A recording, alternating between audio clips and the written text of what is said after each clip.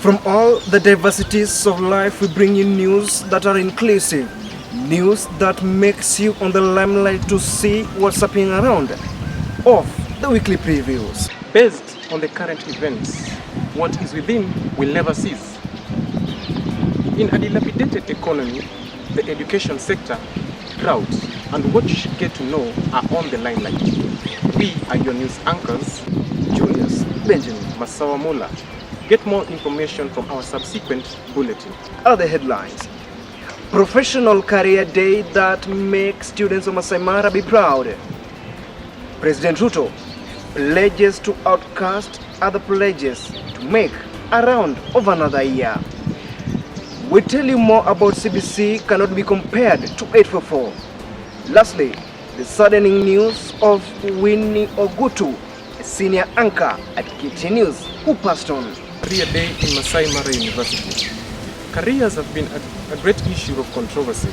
On the 12th of November 2022, students attended the Career Day in Masai Mara University. From this, the students were advised on which career path to pursue that would lead to a successful and a brighter future.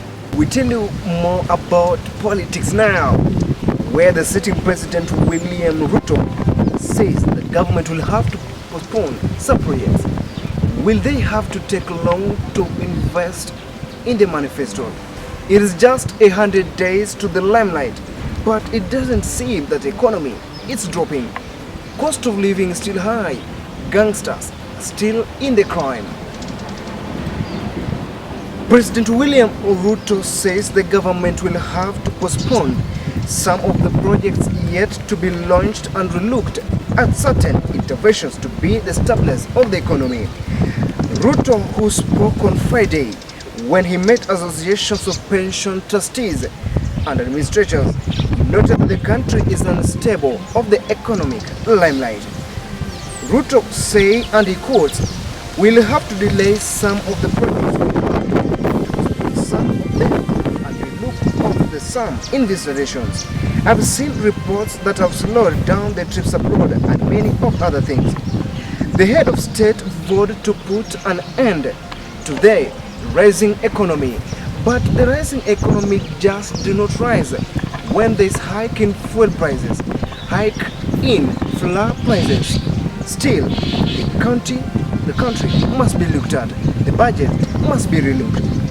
2022-2023 budget is going to be rationalized towards stabilizing the country's economy. According to the Commander-in-Chief, the borrowing limit will be capped at 10% in subsequent years to avert the previous regime borrowing rate, which he said was ranging at a 14%.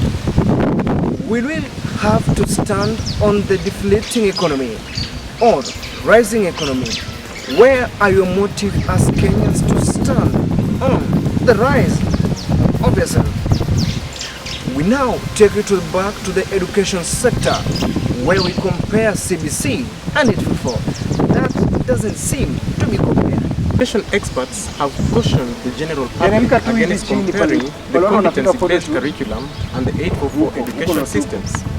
Indimuli Kali, the head of the Kenya Secondary School Heads Association, stated that the 844 and the C.B.C have unique implementation mechanisms. He said that in C.B.C we talk about a pedagogical approach to teaching and learning that is more children-centered as opposed to teacher-centered. The 844, on the other hand, tells students that what they should study in high school and helps them choose good courses in universities and colleges. Furthermore, the 844 system learning sessions are more theoretical than practical in terms of teaching. We tell you the saddening news and the sorrowful to hear. Winnie Ogutu, a senior journalist and KTN news anchor, has passed on. Winnie passed away after giving birth to twins. Apart from journalism work, she was a co-founder and director of Lattice Consulting Limited. Winnie Ogutu helped the firm to cultivate a climate-emanated business across the region. She learned a BCom in the University of Nairobi and Masters in Cornell University, Johnson, and graduated in the School of Management. In addition, she is a certified public accountant in Kenya. Indeed, death has robbed our own. Death has stolen. Death has taken. But all the memories that she kept working as a journalist on the ground will have to pay her good deeds when Christ will resurrect. Winnie Ouko, a journalist also, known as a character, known as an auditor, at Prime Waterhouse performing credit ratings, a major insurance companies in the North America, with some coverage of Asian and Canadian corporations, with First Africa capital in Nairobi. Our deepest condolences to the family, friends, and colleagues. Rest in peace, Winnie Ogutu, and may you rest with the angels. Winnie Odinga, Kalonzo, Kennedy Musyoka, Hassan Omar, and David Sankok elected to the East African Legislative Assembly.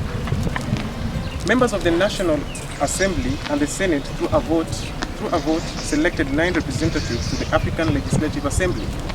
Former Mombasa Senator Hassan Omar of Kenya Kwanza and Wiper leader Kalonzo Musyoka's son Kenneth Kalonzo received the highest number of votes in the chambers.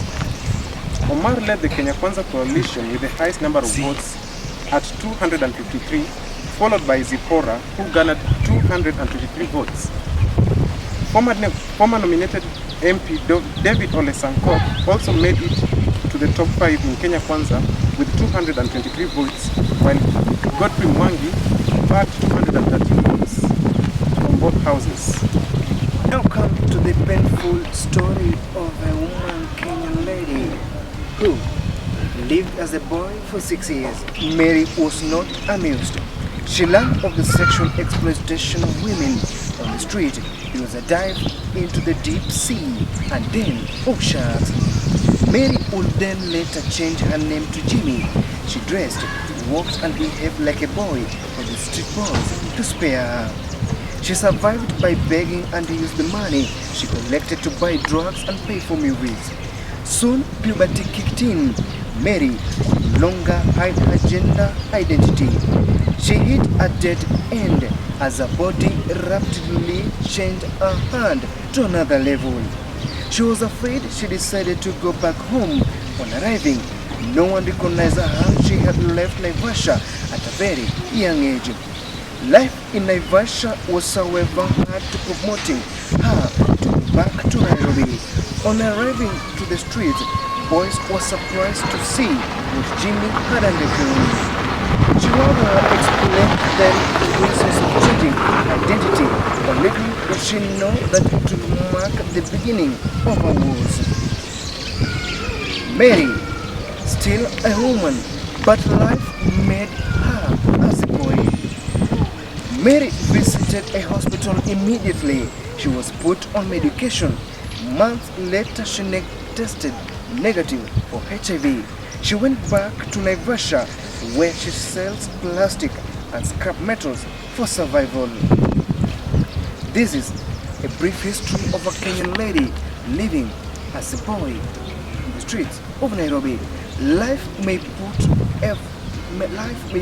everyone at equal chances, but does it seem that you also live at the same life? As I conclude, taking away my things, packing to go where I belong, but leaving you the quote. Martin Luther King once said, once a child is born from the mother, he grows and becomes a leader. Are you a leader by choice to help those who are hungry? It is time for hunger. Crime when it is easy for the empty. Be safe.